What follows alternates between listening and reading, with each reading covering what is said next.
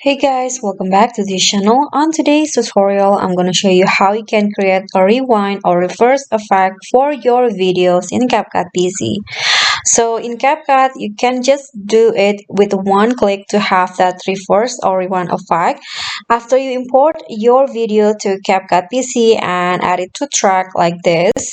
So here is my video and I want to reverse it. What you need to do is just click on Eclipse, then this toolbar which will show up.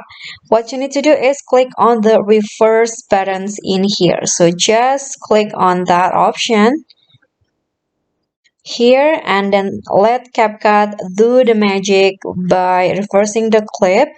And after it's done, the reverse has been complete. You can just preview the result in here. So you can see now that the video is playing on reverse or rewind. Okay, so that's a simple tutorial for me, but I hope this will be helpful. So thank you for watching. Don't forget to like, comment, subscribe, and click on thanks. I'll see you all on the next tutorial. Bye!